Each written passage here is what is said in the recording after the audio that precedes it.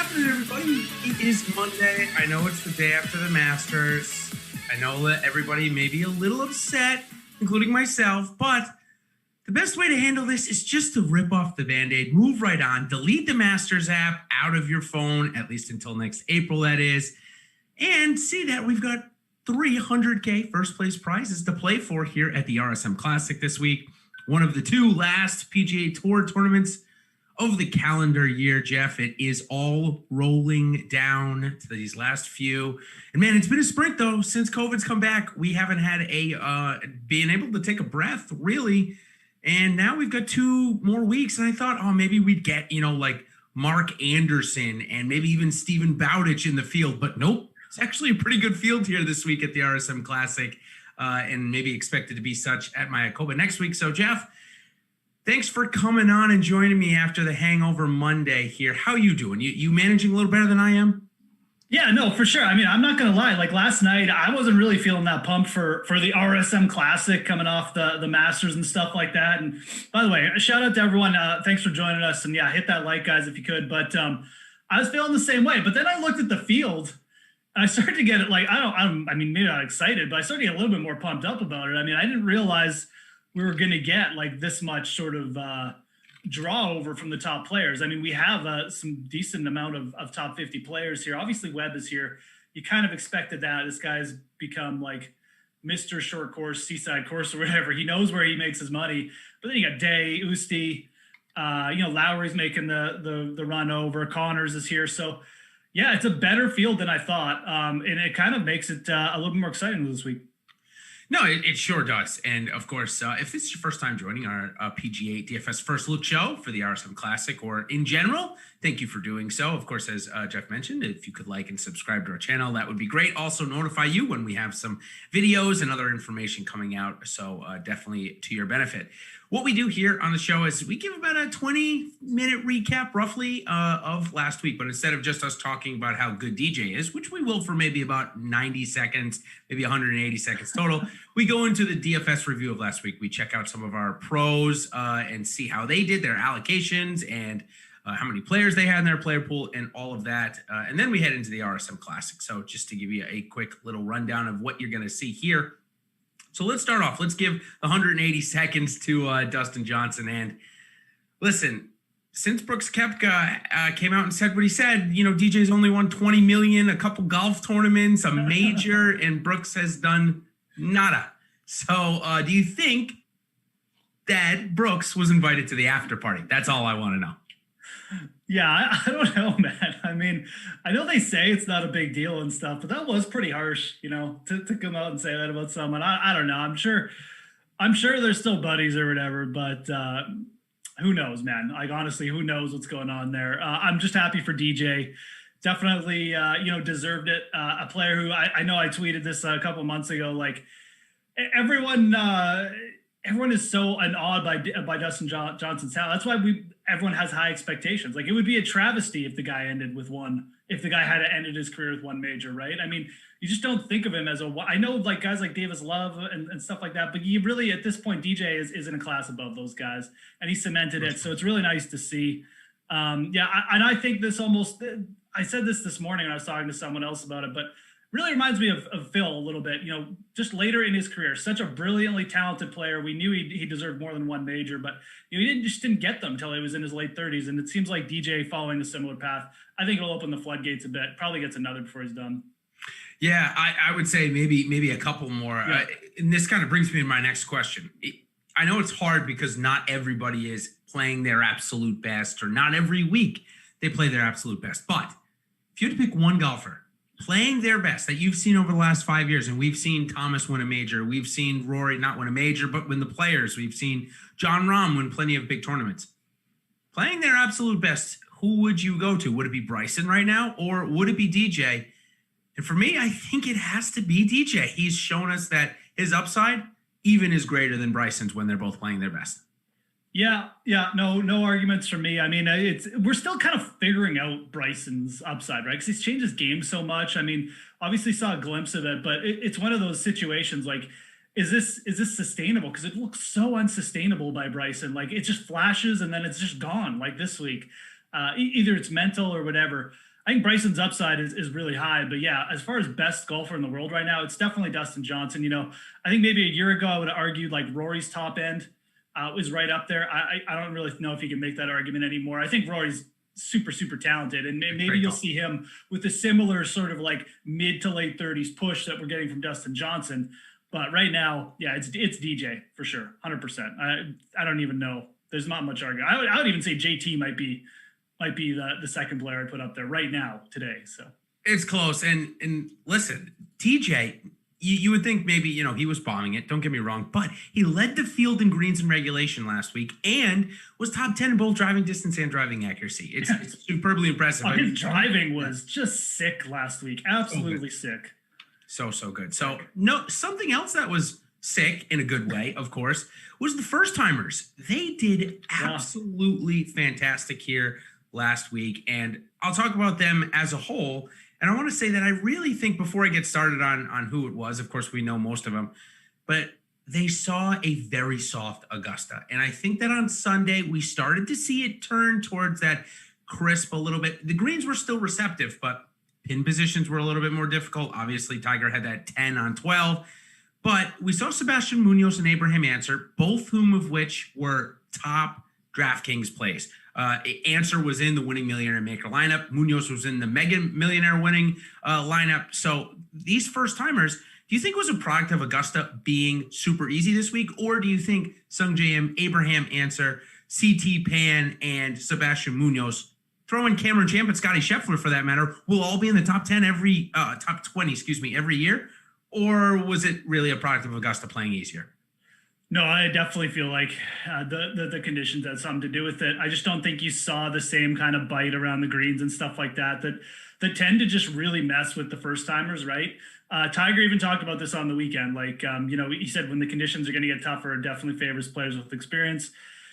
And look, it was what it was. It was warmer weather and it was wet. And that was like the worst combo for easier scoring. If you wanted to see tougher scoring, it was the worst combo, because the warmer weather meant the driving distance didn't go down that much, and then the greens were more receptive. And really the rough was like maybe a little bit thicker than normal, but it really wasn't that bad. So it just lent itself to shorter hitters and guys with less experience just having a bit better go of it. And, shout out to guys like Smith, Answer. I kind of started to lean that way towards the end of the week, but I really wish I had gone heavier on Answer, because that was a player I started to like, and I didn't get him in enough lineups. But again, yeah, I really do think it was the conditions helped out these first timers a lot. Plus, I mean, golf is deeper now too, so got to give them some credit.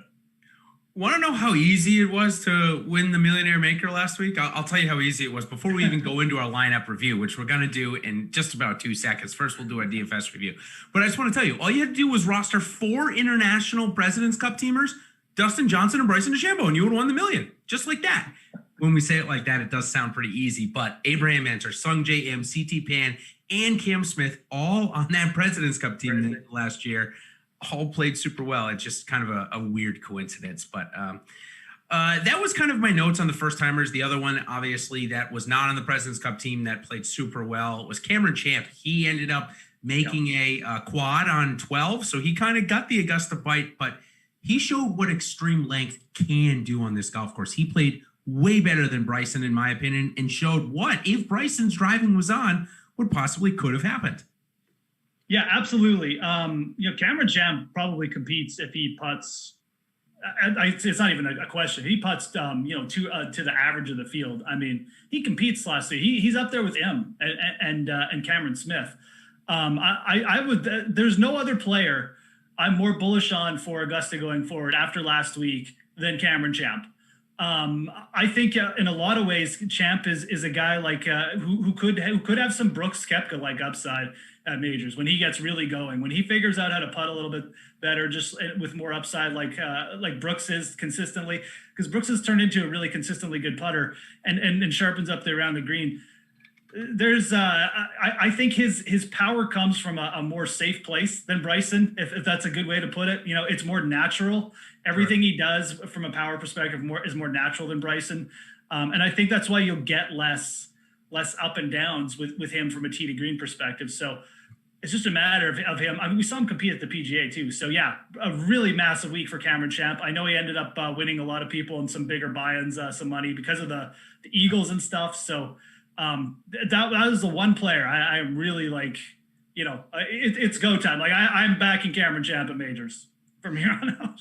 Yeah, me too. And we're going to see why. You mentioned the DraftKings points, and he shows up here. We'll talk about him in a second. But first, before we do, I want to bring up, before we go into our DFS review, want to bring up the upcoming PGA schedule so people know that are watching. If you're not already an Awesemo Plus member on the PGA side, you know what you have coming up and what you can look forward to. So first, we've got the RSM Classic this week. We have full coverage, of course. And then next week, the PGA Tour takes an off week for Thanksgiving, but the European Tour, they roll on. They're playing the Alfred Dunhill Championship. I believe that's somewhere in South Africa.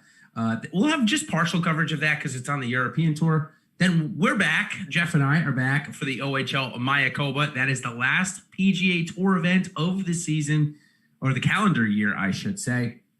We'll have full coverage of that. And then the DP World Tour Championship. That's kind of like call it the Tour Championship of the European Tour. I think there's 60 golfers that play in it. Colin Morikawa is going to be heading over there. Patrick Reed. We'll have a really, really good field, and I suspect pretty good DFS contest for that week, especially the fact that the PGA Tour is done. So I suspect we'll have full coverage.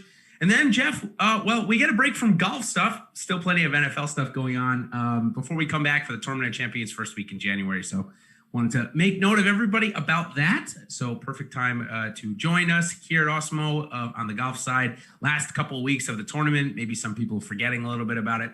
Great time to jump in and use all of the tools that we have here. Just $8.95 for the week. So let's go in and talk about our DFS review from last week. And I want to start off with Cameron Champ. You just brought him up. That quad may have moved him down the leaderboard and killed his chance for a top 10. His would be his first at the Masters, of course, in his first try. But he scored 93.5 DraftKings points. That priced him or put him in the top 10. Jeff, that's exactly what I was looking for when I rostered him. I made the late switch from Cantlay and Matsuyama to DeChambeau and Champ. Made it for that exact reason, looking for the upside in eagles and birdies. I got it. It ended up helping me get through the cash line. So, is this a reason let me ask it a different way. Is there a price in which Cam Champ should automatically always enter our lineup? Yeah, absolutely. Especially in fields like this. Well, I mean, not especially in fields like this, but, in events like this when, limited field, when he's so cheap, I guess, compared to the top end players. But yeah, look, it's probably my biggest regret, not just going all in on Cam Champ. I mean, I knew, we've talked about this too in the last couple of weeks. Like the guy just scores and at 7,100, I mean, you don't even need him to finish, as we see this week, in the top 15 to get up there. So, like I said, the power perspective, the driving distance, but also the accuracy. I mean, one of the best drivers out there. Yeah, absolutely. I mean, at that price, at 7,100 in these elite fields, if he keeps getting priced like that, you've just got to start taking the attitude of, doesn't matter. Obviously, if he's coming in with like terrible form or injured or something, that's a different story. But if he's showing even a little bit of form like he was here, you got to go. You got to go. Exactly. He's just got better upside than anyone else, right? I mean, he didn't even putt well. Like I said, I mean, the dude was losing like 2 strokes around on the greens, basically. So it's how it happens. So we'll go quickly through the DFS. Obviously, review Dustin Johnson, 142 points, a superb number for a major. Really incredible. Cam Smith, that par on the 18th hole might not have meant too much to most people besides him and myself, as it did give him the alls rounds under 60 bonus, which pushed me again into the min cash. It also gave him the first ever time that somebody at Augusta went around all 4 rounds in the 60s, and he lost. That's just how it goes when Dustin's on form. Sung J M 110, Justin Thomas 107, Dylan Fratelli almost at 199.5. I'll make note about Fratelli before we move on. He was in a couple of interviews because he was playing well, Jeff, and he mentioned that Bryson DeChambeau basically got him 20 extra yards off the tee recently. Is that something we should take note of?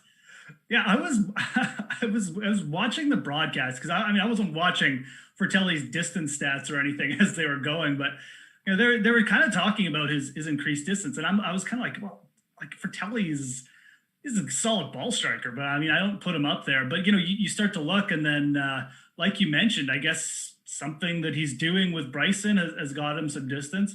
Yeah, I'll take note of it. You put it in the memory bank. I mean, if Fratelli's gonna all of a sudden pop off with a little more distance, I mean, I think that's gonna give him a chance to at least compete a little bit more with these elite players. Not a player I was down on or anything before, but maybe definitely someone who will elevate himself if this is something that's going to stick like a distance. So yeah, interesting note for sure. I noticed that as well. Yeah. Yeah, 46-inch driver is what he's accrediting it to, and he said he Right. would have never even thought about going to that driver without Bryson. So finishing up, John Rahm, he came in with 96.5, man. He had an unfortunate event happen to him on the 8th hole. He had a mud ball, and he hit a 180-yard duck hook with his. Was it a mud ball or just like a mud club or like a muddy swing? It's a really good question. He blamed it on being a mud ball. Another mud ball fiasco was Jason Kokrak on 15.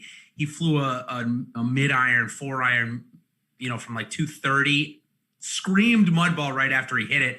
And then it went over the green on 15, and Lee Westwood had to jump out of the way of the ball before it went into the pond on 16. I thank Lee Westwood for doing that because I think it really helped contribute to Kokrak missing the cut, which was big for me, of course, being fade. Okay, keep going.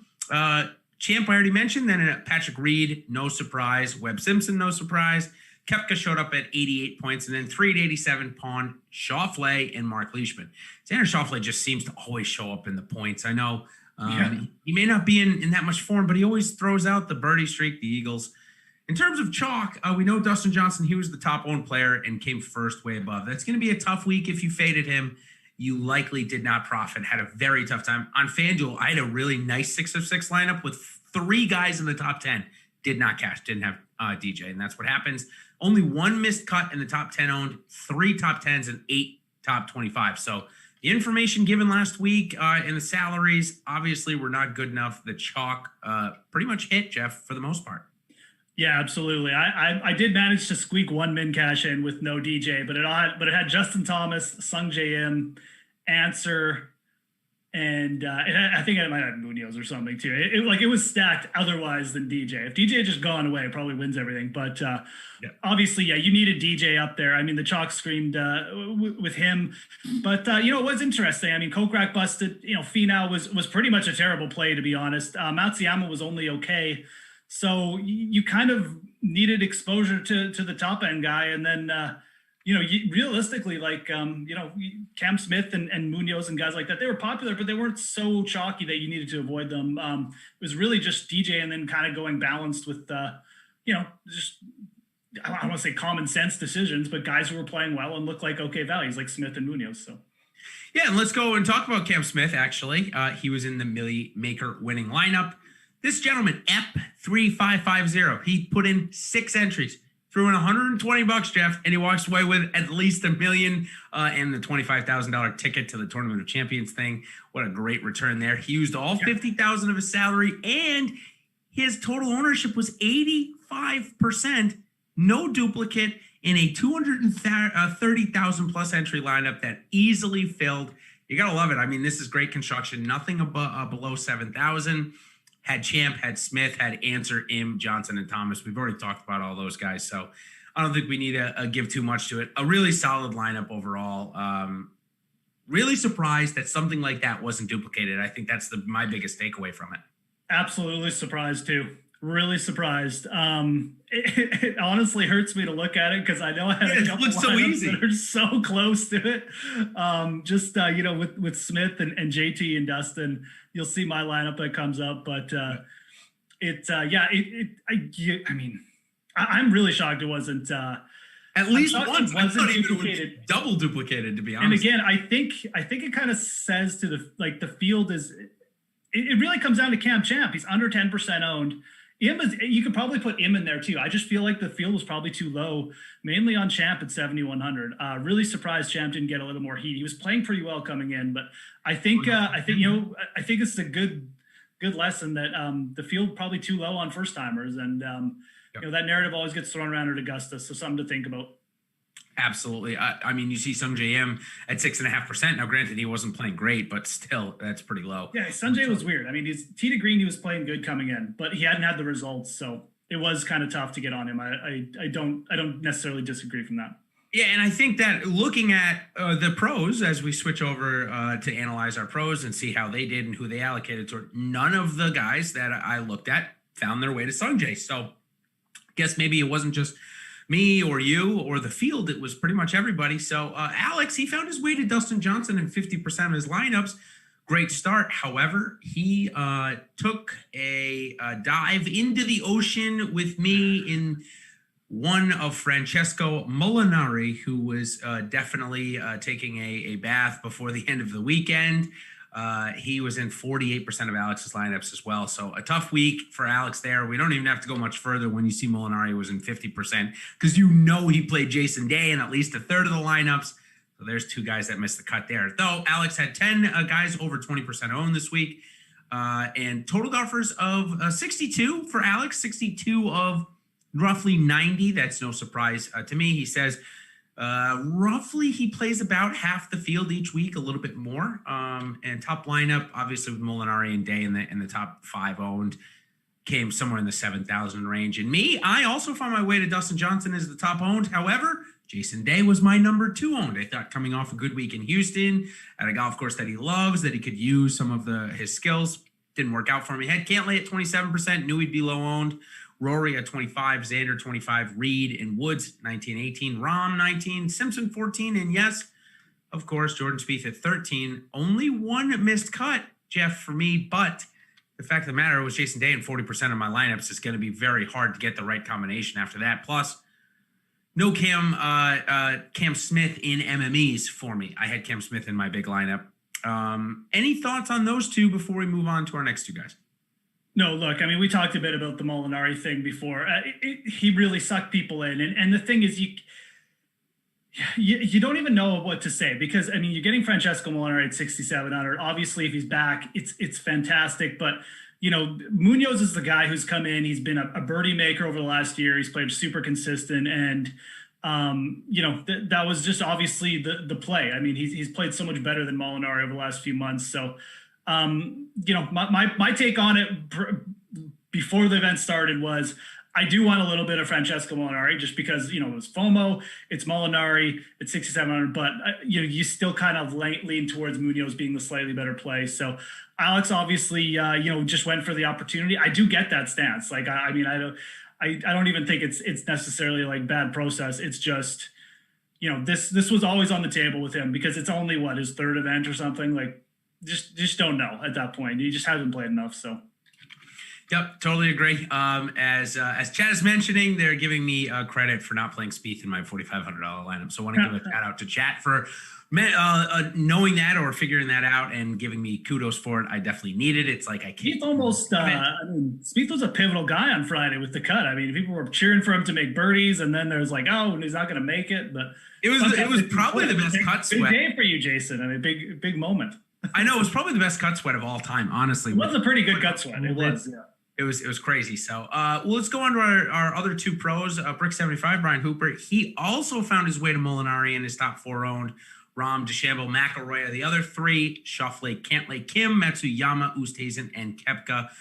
Very conservative. Very, very conservative. 69 golfers, only 4 above 20% though. So that led to top lineup somewhere in the 6,000 range. Not very good.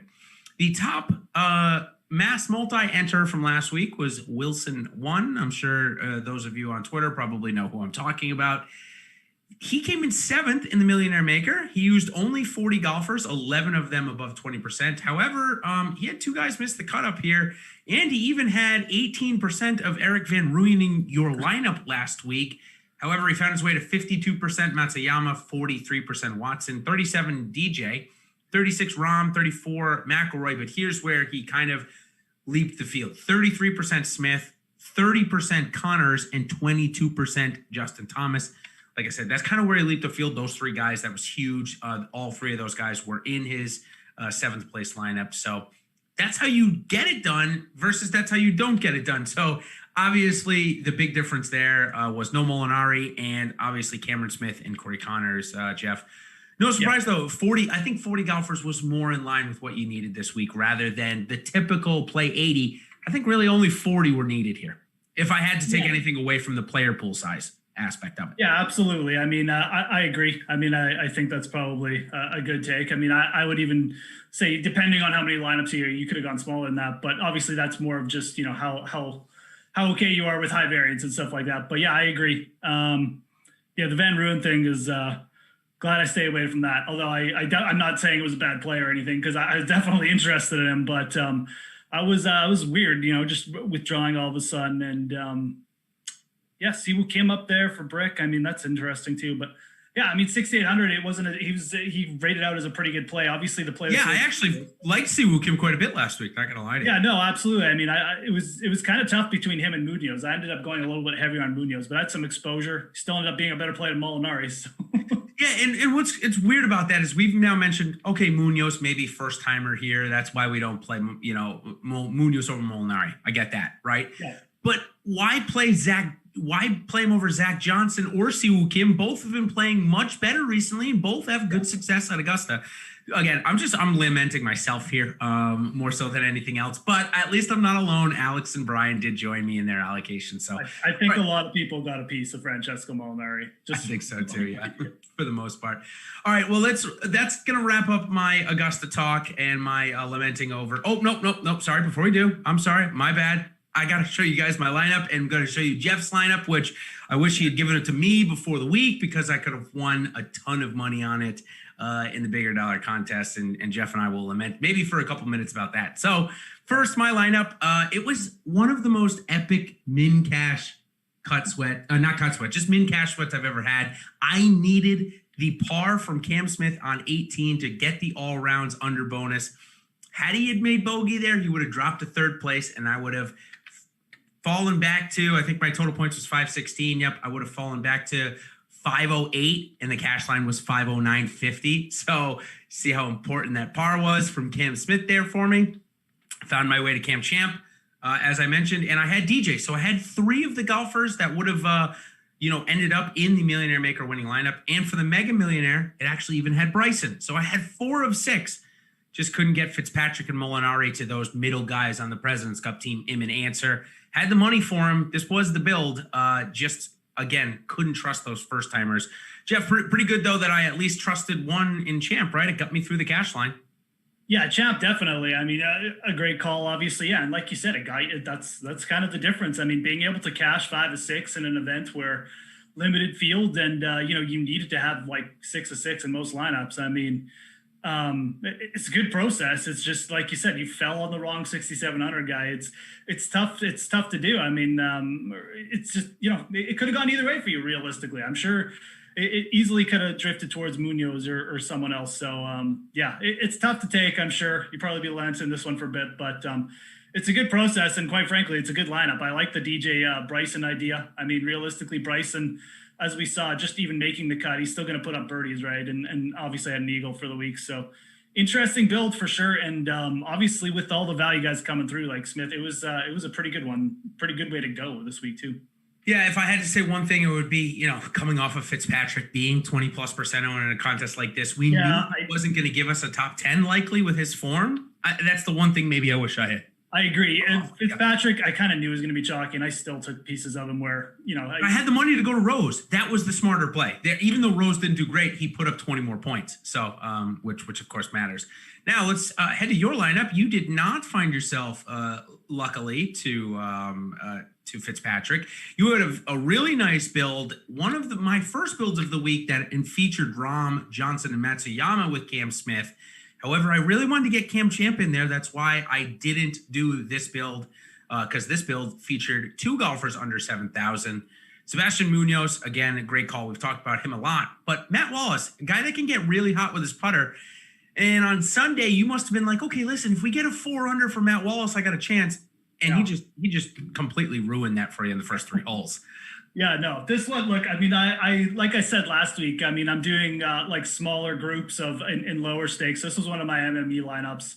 Yep. And it was up to like 25th in the $5 on Saturday morning. I was just hoping for a sweat, but then Rom had his implosion. And then, like you said, I woke up and Matt Wallace was 6 under. So at that point, it was just like, well, let's just see how high I can finish. But, it was I had the right player pool mixed in. I mean, my only mistake was I went basically, like I said, I'm taking a really aggressive stance as this because it's low stakes. So I went 100% Hideki. I was overweight on Dustin Johnson, though, in the player pool as well. And then I had Cam Smith up there. I mixed my Matt Wallace in. I like the potential there for really low ownership off a guy like, Molinari. Using Matt Wallace let me not use as much Molinari, which was good. And then obviously, DJ and Rom kind of just fell in this one. But like I said, I had Sungjae in my player pool and I had Answer in my player pool. That's why I was so, I look at that Millie lineup, and if I had switched my ownership on DJ and Matsuyama and got 100% DJ, I almost guarantee I would have fallen, if not right on that Millie lineup, really, really close to it. So it was actually a really close call just from that perspective for me this week. But yeah, it's nice. I mean, like I said, my single entry lineups kind of sucked, so it was kind of more break even, but nice lineup anyways to look at. The process is there, obviously. And if you want to learn more about our process, of course, and you're not already an Awesemo Plus member, I'm going to tell you about the Monday Night Football giveaway we got going on today. So what you can do is check out the pinned tweet on Awesemo_com on Twitter to enter it's Monday Night Football. Sorry. Monday Night Football giveaway to win. What you're going to win this year this week, it looks like a month of Awesemo Plus Platinum.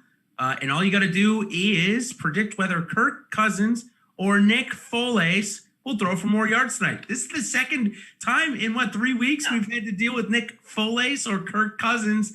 Listen, I'm going to go with your guy this time. I'm going with Foles tonight. Yeah, I got the Philly special shirt on. Oh, you do? Jeez, you're on with a Patriots fan here. Well, I'm a Buccaneers fan now, so I guess I'm not that upset anymore. But regardless, Kirk Cousins is going to hand the ball off 75 times to Dalvin Cook. So I got Foles going to get a chance to win some good Awesemo Plus stuff.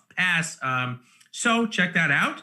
And now we're going to move on to the way too early major preview for next year. I'm going to spend just 2 minutes on this topic. It might not even be 2 minutes. I found two values that I wanted to share with everybody. Because listen, I hate having money sit around, but Sungjae Im showed me that he's pretty darn close to winning a major. 33-1 for him for the next two posted, the Masters and the Open. And then Justin Thomas, he's darn close as well. And he finally figured out Augusta. He's the longest odds out of anybody now. 16-1 is what I saw him. Wanted to bring that up with you. I thought that by the time Augusta comes around, let's say he wins sometime in March, those are going to be 9-10-1. So Justin Thomas and Sungjae Im, just two names that I wanted to bring up with you quickly there. Yeah, I'd definitely be over Justin Thomas, 15-1, 16-1. That is, if you can get that, I think that's a good investment. I agree. He was really close. He had some bad luck too. He just doesn't lament it or make huge deals about it like Bryson does. So you're probably not going to hear about it as much. I definitely like those odds on Justin Thomas.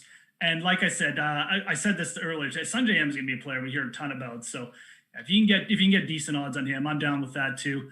I hadn't really looked at the odds. There was some I was kind of interested in. But yeah, if I remember it, I'll bring it back up in terms of major odds. But definitely down with that Justin Thomas price if you can get it. That's top notch. Yeah, absolutely. And I know it's Nick Foles. I've been calling him Foles since he beat me. I think he knows, guys. Yeah, I know it's Nick Foles. Listen, I'm bad with my phonetical stuff. Don't get me wrong. I know I am, but I know it's Nick Foles. We all know that one. Nick Foles is just my nickname for him. Sorry. Apologize there to my guy Mike in the chat. I see him giving me a little hard time there. All right, now we really are going to move on to the RSM Classic. And we're going to talk about Sea Island. So just 3.5 hours. We'll call it southeast, right, of Augusta. They, jump over, go across the state of Georgia, hit 95, go south of Savannah, and they are there. So similar to heading over to Hilton Head, which is actually just about 2 or 3 islands north of this on the Barrier Islands, which they'd normally be doing after Augusta. They'd be going to the RBC Heritage. So in that way, it's kind of similar, Jeff. This is I think it's the 6th or 7th time we're playing the RSM Classic. 2 courses. Half the field is going to play the Seaside on day 1 or day 2, and the other half is going to play the Plantation course. So 156 golfers. They do the 2 courses to accommodate for obviously not a lot of daylight here in the year. So does that change your strategy? I mean, they got to play 2 different courses. We only get strokes gain data on one of them. I mean, it adds a little bit to the tilt, right? Yeah, absolutely. Yeah, we usually get these ones in January, right? With like the Amex and Pebble Beach, but this is the one you always almost forget that this is a dual course event too. So yeah, I think the biggest thing that I just try and take into account. So the Plantation course generally a little bit more covered, and it's easier. So you could make the argument that like if your guy's there on a windy day, it's probably a little bit better for him because the Seaside course is more covered. That's really the only thing of note for me. And we actually do have some weather to watch this week. It's not like the greatest weather. There's some wind, like over 10 miles per hour. So it could be a week where you maybe stack some waves. I think that's going to be viable, especially if you're making like multiple lineups. So that's the biggest takeaway for me. Otherwise, this is a really easy course, easy to hit fairways. The Austin Cook gained like 2 strokes off the tee just because he hit like 89% of the fairways here in 2017. Duncan was a similar story. He averaged like 280, but gained strokes off the tee. You just got to hit every single fairway, and it's really easy to do if you're a straight hitter. So yeah, Tyler Duncan hit 93% of his fairways last year. 93%. There you go. Yeah, so crazy. Par 70, 7,000 yards for the Seaside course. So that's exactly why we're mentioning names like Austin Cook and Tyler Duncan being able to win. Course difficulty put it at 33 of 49 in 2020. 4 par 3s, 204, 180, 230, 190, 12 par 4s. Most of them between 400 and 425. Only one under 400 and only like 1 or 2 over 450. So that's why obviously the next that I'm going to give you, the driving distance. Average driving distance is 284 off the tee here, which is one of the lowest on tour. However, subsequently, the fairways are extremely easy to hit at 74% of the fairways. So if you're struggling to hit fairways, this is the golf course to come to. Yeah. But I think that goes to show that a lot of 3-woods are likely taken off of the tee, or something less than driver are taken off of the tee on these 12 par 4s, Jeff, because when you see so many par 4s from 400 to 425, you would suspect that, hey, there's going to be a ton of wedges in these guys' hands. The winning score should be like 30 under. Well, not so much. It looks like a lot of club downs off the tee and still a lot of 140 to 165 yard shots here this week.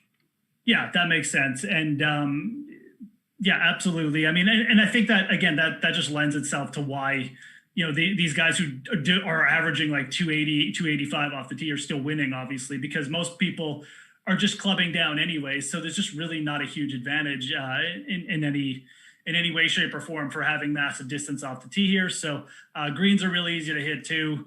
The green regulations percentage are up there. So basically, if 3/4 of the greens are going to be hit in regulation, 75%. So, and again, I think that's worth noting because like we do have some bad scramblers in the field who, I think are hitting the ball well. It's a good setup for them this week. Like they're not going to have to scramble much. I don't think the green complexes are even that tricky anyways. So, it's a good scenario for guys who are just pounding it off the tee and getting in grooves with their irons. And you probably see some guys come to life here like that. Yeah, and I think this is probably a product of so many greens being hit. As I mentioned, 75% of them. But when they did miss the green, the 25% of the time they only got up and down 55% of the time, which ranked at about 12th hardest last year. On the greens, though, the greens are rather difficult. The overall putting average was 1.664, ranking at 5th hardest on tour last year. So maybe the greens are a little bit harder, which actually I would think that might favor.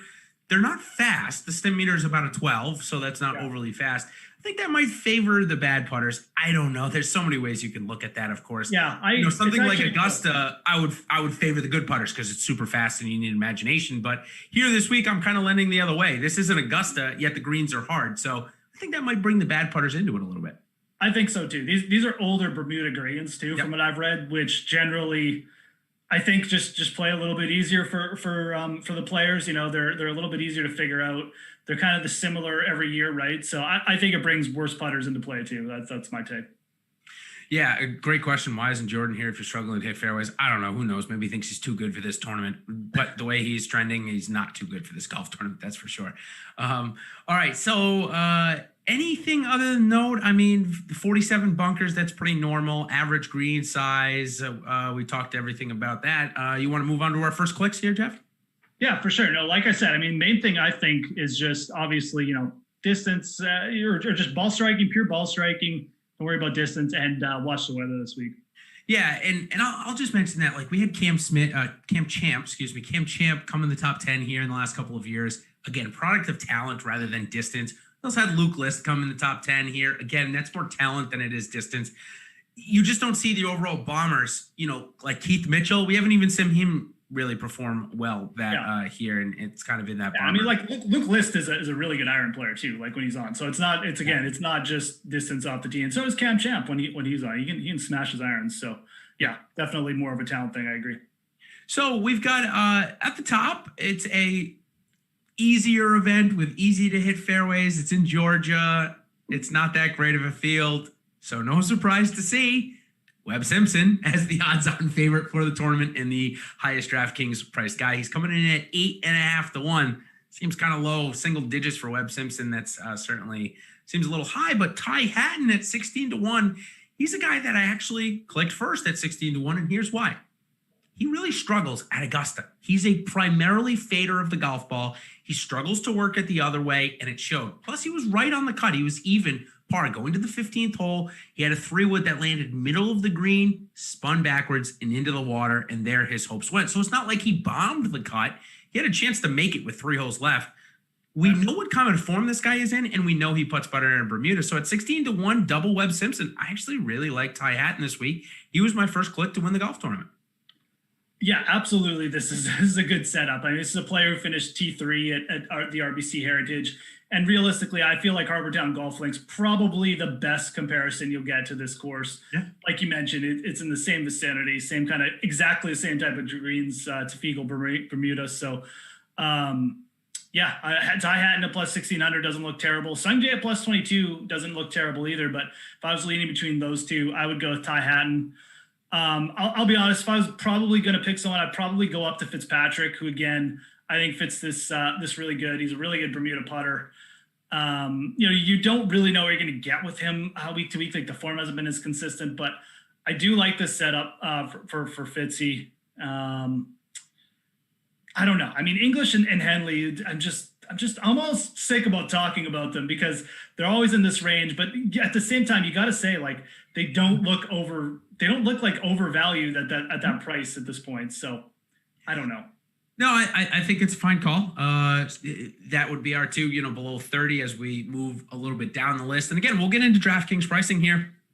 Yeah, we always go over our first clicks first, and then any values, then we hit up the DFS pricing last. But there's a lot of crossover. One of the names that I forgot to mention during the course talk was that this is a old design, but it's a redesign by Tom Fazio in 1999. And we just played a Tom Fazio on a seaside course, granted in a different country, but still same architect, same layout. And that means to me, a name flashing in the 70 to 1 range is Doc Redman. Just came in the top 5 at Corrales, had a chance to win there. He is not going to miss a fairway this week. He may hit 100% of them. He kind of fits the build of what I'm looking for here this week. We've seen his game more from a distance focus to an accuracy focus, still hitting it above 300 as well. So Doc Redman, 70 to 1. I think it's a really good price for him. Yeah, absolutely. Probably one of the first players that I clicked on this week. Not one of, actually the first player I clicked on this week was Doc Redman. I love that price. Like you said, you look at Doc Redman's game, challenged at the Wyndham as well, which is another good comparable, a short course, Bermuda greens.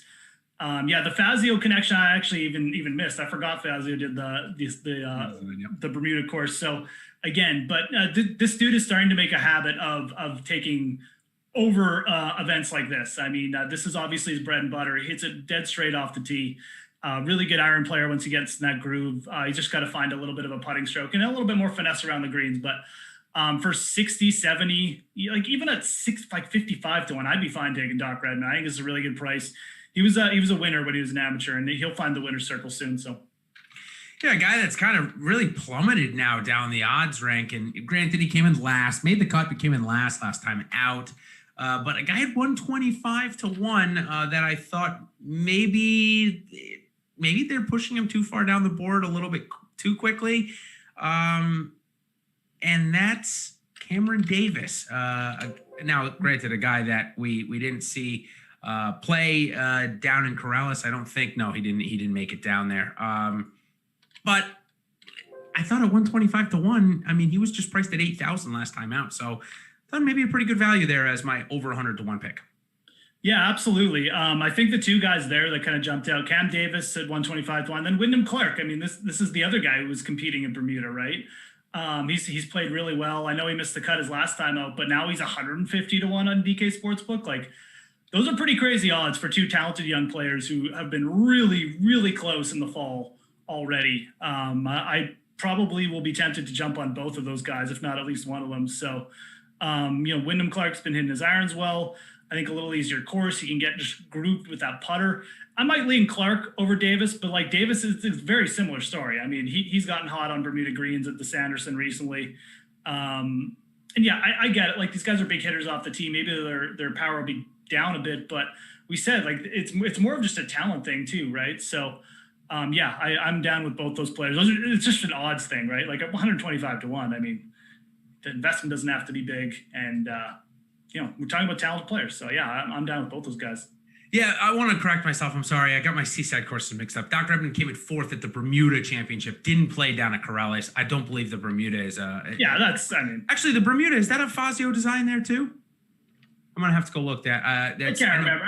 I mean, the thing is, there's similar courses to this week. Like, Bermuda is very similar to this. It's Seaside. It's a little bit more open and it's shorter. It's got shorter par 4s, right? So design, I actually can't remember which one Fazio did. I think he actually did Corrales. Fazio did Corrales. It was Trent Jones that did the Port Royal Club. So I apologize. Just wanted to. I'm surprised. Yeah, I'm surprised that the chat normally picks up on that. They didn't correct me there. So I guess I'm in front of the chat there. Okay, so those are our first clicks here this week. 120 or 33 below to 1 between 33 and 100, and then 1 over 100 is what we do. So let's move on now to our top values here, where we look at top 20s or any other values that we see here. One of the names that I was ready to play last week, since he had already played once as an amateur, seemed like he was in good form, but then came down with COVID, and I see his name printed in the field here this week. So obviously he's had 2 negative tests. It's Joaquin Niemann, plus 225 on the top 20. And this guy before, he got COVID. Granted, we have seen a little bit of a struggle from Scotty Scheffler from his bounce back from COVID, but on the same token, Tony Finau, Dustin Johnson, no hangover whatsoever. So Niemann plus 225 for the top 20. And my other one that I saw as pretty good value, I wish it was top 20 in DraftKings points, because it would almost be an auto Will Gordon bet, but it's not Will Gordon here this week. It's going to be Ryan Armour, 10 to 1 on the top 20. The guy may not miss a fairway this week. Jeff, we've been talking about it all day. These plotters get it done. So those are my 2 values. Niemann plus 225 for the top 20 and Armour 10 to 1. Armour at 10 to 1 is admittedly, those are really good odds. You're right. He probably won't miss a fairway here. If he can just get grooved with the putter a little bit, that could easily hit. So I don't mind that call. I'm going to go up a little bit bigger with mine, but throw 2 guys out at similar prices. Wyndham Clark, who we just talked about. Yep. Again, if Wyndham Clark's putter shows up here, I think he'll hit a top 20 easily. So you really just, I think you've got a better than plus 550. I think Wyndham Clark is just overpriced this week. Oh, that's a good price on him. Yeah, absolutely. Yeah, taking advantage of that, I think in this field is absolutely fine. And then Matthew Neesmith is going to be the other guy. I saw you tweet about him. Yeah. Yeah, I threw out his stats from Houston, which were absolutely insane. The dude lost 7 strokes around the greens in 2 rounds, but he gained over 2 strokes off the tee and on approach there. He's been hitting the ball well. And again, this is the exact type of player who's going to come in here. He doesn't necessarily need to worry so much about the around the green stuff, because these greens and fairways are so easy to hit. So he could just be pounding greens and fairways all week. And he did finish T14 here last year. He can putt a little bit too. So I think Matthew Neesmith at plus 550. I'll probably bet him on the L-Ray too. So player I'm watching this week. Yeah, I think that's actually a really solid call. I saw your tweet about him earlier, and a guy that he actually had some, when he first came out on the tour from the Korn Ferry Tour, he had some really bad cut sweats there starting his career off. He was way inside of it, made a double and a bogey the last 2 holes to miss it by 1. Had a couple of those things go on, but obviously it's figured itself out. And guy that certainly can light it up with his ball striking, it seems. So we'll definitely condone that play. I think it's really solid. So, all right, last thing we're going to do here for the last 5 or 10 minutes or so, we're going to talk briefly about the DFS slate and tell you what's going on. So, of course, on DraftKings, we've got $300K to first prizes. The $44 Club Twirl is back and in our lives with a big first place prize. The $8 8-iron is the main GPP of the week, going for $100K on, these are all on DraftKings, and the signature hole, $555 buy-in, that is offering $100K to first as well. So DraftKings may be mixing up the buy-ins a bit from what we're used to, but nice to see $300K prizes. FanDuel, which kind of snuck in on me, Jeff, they've been offering single-day showdowns. I figured that out on Friday's round, the second round of Augusta. There was a big overlay, and I ended up didn't know their format. It was only 5 golfers instead of 6. So I tried to MME. I ended up with the same lineup 100 different times. Luckily for me, it cashed. It had DJ and such. But FanDuel certainly upping their offerings. 20K to first this week. They offered 200K to first last week. So pretty good there. Good DFS setup. When we look at the top of the board, Webb Simpson 11-2 and Sung J M 11,000. Jeff, I got it exactly right. I'm not going to lie with those two guys. Those were the price and where I had them. But I had Ty Hatton coming in above Tommy Fleetwood. Are you ready to pay 10-7 for Tommy Fleetwood, a guy that's only putt his last month and a half on the PGA Tour? Oh, man, I don't think so. No, I don't think I'll be paying 10-7 for Tommy Fleetwood. Yeah, Sungjae and Webb. Webb was 11-4 here last year, just to give you some context.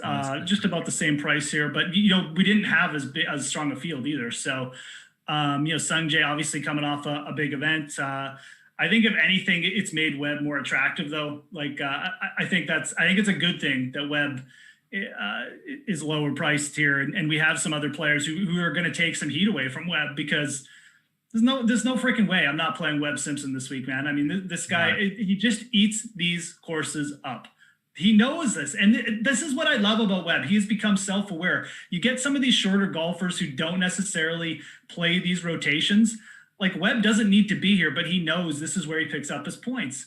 That's why he's here, folks. It's not just because he likes the RSM Classic or something. He's here because he knows these are his events. So I like a self-aware Webb Simpson there. I think that's too low for him. The other guys, I might think about Sungjae. He's a really good Bermuda putter, but realistically, I'm probably looking at Hatton, Fitzpatrick as my next play down there. Yeah, I like Hatton as well. A little difficult maybe to get Hatton and Simpson in the same lineup, although with 7,100 in a field like this, I may not be that opposed to it. Going to have to dig. Doug Gim, might be a guy that I try and dip below 6,000. So, all right, if you're going to skip, well, no, there's no way you're going to be able to skip the rest of the guys at 10, because your guy Russell Henley is 10,100 in a PGA Tour event. Yeah. I mean, he deserves it at this point, but that is sticker shock. He does, and I think I might actually be avoiding him this week. We'll see. I know 10-1, it stuck out to me too, because I was going up, I'm like, oh, Lowry's, and then I'm like, oh, where's Henley? Oh, 10-1. So it might be time. I mean, I think realistically, if you're playing Henley, maybe that's who you're stacking with Hatton. Like, if I'm going to make a non-Webb Simpson lineup, it might have like some kind of, stars and scrubs with like Hatton and Henley. But other than that, I'm not super high on him here. Again, it's a good course for him, but he's become such a good tee to green player. I almost want him at tougher courses. I don't know. And the putter can still come and go. So look, he could come out and shoot like 61 and just blitz this field because he is playing well enough. But I think the price is a little too higher. So we'll see. Kind of like going down to Fitzpatrick even. I don't know. I'm obviously sold on just playing Webb this week. So I'm really looking at Webb and then like Hatton. Under 9K, maybe even, kind of starting there. So I'd rather pay the 300 and get Hatton, or the 900 or 1,100, I should say, and get Webb. It's not that I don't like Russ Landley. I think he's played great, but I'd love to have him in as my second guy to complement Simpson in that mid-9 range, not 10-1 again. So, all right, next question I want to ask you, instead of going up and down the board, we'll do a little bit different. I've got 6 golfers here that I believe we could make a case that there's some Masters hangover for them. Maybe not for us anymore, but for them. I think we can make a case for all of the next 6. So I want you to tell me, of these 6, Who are you most likely to fade because of that suggested hangover? You could tell me none of them. That's fine. But at the top, Sung J M obviously came in second place, was there at a chance to win a major. We know that he's 22 years old and he could just walk to this week and win. But 22 years old, a lot of mental fortitude went into last week, no doubt about it. I don't know if I'm ready to go there. Next, Louis Oosthuizen had a chance, was looking good through a couple rounds, made that double. So maybe his mental capacity down. Shane Lowry, his best finish at Augusta last week. Really had to grind to make the cut, too. Sebastian Munoz, obviously, we talked about him first timer. Corey Connors, he snuck into the top 10. The hell of a weekend. Dylan Fratelli, also a top 10. So, of those 6 guys, are you in for all of them, or do you think there could be some Masters hangover in at least some of them? Yeah, no, I mean, there definitely probably are going to be some Masters hangover, right? I mean, it's going to be a natural letdown spot, especially, and I think it's probably more likely to happen with some of the younger guys. So I think Fratelli is probably, top of my list here. Guys whose putter can come and go a little bit. I think he would be up there. Munoz is a guy I'm going to struggle with this week because that price is really tempting. He makes a lot of birdies. I'd probably be more apt, though. I don't know. I honestly don't want to give an answer on Munoz because I just haven't decided on him yet, and I really want to consider him. I think Connors and Fratelli are probably the guys here. A little bit more, especially with Connors. I know he's playing well tee to green, but this is more of a putt fest, right? Yeah, we see with the winners. You don't have to be a good ball striker to hit fairways here. So I think a lot of Corey Connors' advantage is neutralized. And, if he starts slow, it might just be like, I got into Masters already. I'll just, just head home to Canada early. So I think Connors and Fratelli really the top 2 there for me. On the other side, we've got some very popular golfers last week that missed the cut and now are in the field here this week. So I'll give you 3 names to take a look at. Jason Day, Jason Kokrak, and Kevin Kisner. 3 names that had over 10% ownership in specific contests, all playing again here this week. Do you think that the hangover continues for these guys? So the most interesting is definitely Kokrak of these 3 to me. I think Kisner will be just fine. Kisner is very much like in the Webb Simpson vein. I don't know if Kisner's going to compete necessarily. I don't know if he's quite playing well enough, but he'll be fine. He'll get there. This is a Kevin Kisner course. He'll just hit every fairway and he'll make enough birdies with his putter, at least in my opinion. But Kokrak is someone who's he's played well. He's shown better upside with his putting. And everyone knows he bombed out last week, but he does tend to play these little tricky courses pretty well. He's got good results at the RBC Heritage and stuff. He clubs down well on these courses. And now he's putting pretty well. So I think you might see a bounce back from Kokrak. I have absolutely no idea what Jason Day is going to do. Zero clue. Do we ever have any clue what he's going to do? I mean, do you ever have a clue if he's going to play all 4 rounds? You saw Jason, I saw Jason Day's name in this field, and you're just like, my God. Why is he here again? Why do you have to be here? So I don't know. I would suggest it's probably just better to forget it. He is kind of overpriced too. You got Lowry on there, 92. Munoz 9, I don't know. He's overpriced from the perspective of if you're making some kind of wild GPP lineup. Yeah, absolutely paying up for him, probably get low ownership. He was in the final group 2 weeks ago. That's why I'm so frustrated because I can't just say, oh, he's hurt, don't do it. But he was in the final group 2 weeks ago, so I can't just sit here and be like, we just write him off, right? He is in play, but super risky and probably a little overpriced. So. Speaking of a little bit overpriced, I know Austin Cook has won here and has another top 10 here. He came in second at the Shriners a couple of weeks ago. Yep. $7,500. I feel like him and Tyler Duncan, they kind of they're similar players. They have similar stature. They're both kind of short. They both hit it short off the tee. Both rely on a hot game at certain times. Here's what I'll say about Tyler Duncan. He had 77 in round 1 of the Masters, his first time obviously going to Augusta. Bounced back with a 71, though, on Friday. Maybe showing a little bit of form. Hey, 100 at Augusta is nothing to snuff at. He missed the cut by a couple there. Obviously, the cut was even par, so he wasn't that close to it, having 77 on day 1. But are you more apt to play Tyler Duncan at 7,000 or Austin Cook at 7,500? Yeah, the only thing I worry about Cook is ownership getting up there because, you look at his range and like who else are people going to gravitate towards here? Like, I mean, probably Harold Varner, maybe. Yeah, I guess Varner will take up some ownership, but I think Cook will be up there in ownership, whereas Duncan will probably get like nothing. Like he'll be nothing. So I think Duncan is probably a more attractive play from that range. Cook is playing well. He is a player who, like, once he gets in these grooves, he can really hold it. I think more of a cash game play for Cook, and probably a GPP fade is the best way I'd describe those two. I think that's a great call. So we will finish it up with two guys that I want to talk to you about that seem underpriced, seem like good values here. But one guy that I have been on the fade train for quite a while on, and it has definitely worked out. But if you turn back time a year ago to this tournament exactly, I bet you if you looked up his price, it would be at least $2,000 higher than it is right now. And that's Matt Kuchar. He is really struggling right now. He missed the cut last week after shooting 2 under on Thursday, shot 3 over on Friday. So he missed the cut by 1 at +1. Would have gotten in with that 10-shot rule, but they abolished that. But before that, 2 50th place finishes at the no-cut events in California, in Vegas, Shriner. He did make the cut. So $7,400. Matt Kuchar, is he finally back in play for you, or is he really in a little bit of a career rut? No, I mean, I again, what is the upside with him, right? Like at this point, he just has to make a cut, right? So, I mean, I think your best case scenario, it seems like, would be like a top 20 here. And there's players in this range. It's very much like a Molinari Munoz kind of situation from last week. You just have players who are playing more consistently in this range with better upside than I think Matt Kuchar right now. So, I know the pedigree is there, but it was jarring to see him. I'm like, wow, 7,400, man. Like that is crazy. But no, I'm not even really that tempted to play him, to be honest. Yeah, it's tough, especially when you got somebody like Joel Damon coming off a top 10. He's at 7,400.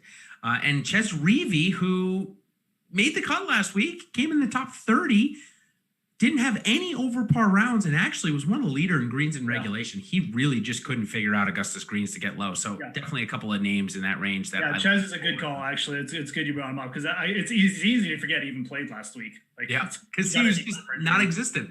I mean, a top 30, but he scored 66.5 DraftKings points because he made 9 bogeys and 14 birdies. Just a really pedestrian type round. But hey, guess what? He still scored 10 more points than Matt Fitzpatrick did. So, there's that going for him. All right, so let's just give our best pick. Now, again, the pricing has been out for a couple hours, so we haven't really had that much time to develop it. But under 7,000, do you have any names way down the list, or are you sticking right at that like 6,900, 6,800 range for your last pick? Probably sticking right here, but I'll be honest. I'm going to take a quick gander here. I'm just going to throw out the first names that come to mind, because I haven't legitimately done like a hard look. I think the first name that comes to mind that you and I will probably both agree on is probably Doug Ghim at this point. Back-to-back top 25s, 6,700. Bermuda, he came top 15, which is again a seaside course that actually isn't terribly far from where we are. I know it's off the coast quite a bit, but still, Doug Ghim 6,700 seems to be my first click down here. I like the Ghim call. That was definitely like the first name that stuck out. I was just seeing if there's anyone else. I think Harry Higgs is probably interesting too at 6,900. Another player coming off the COVID.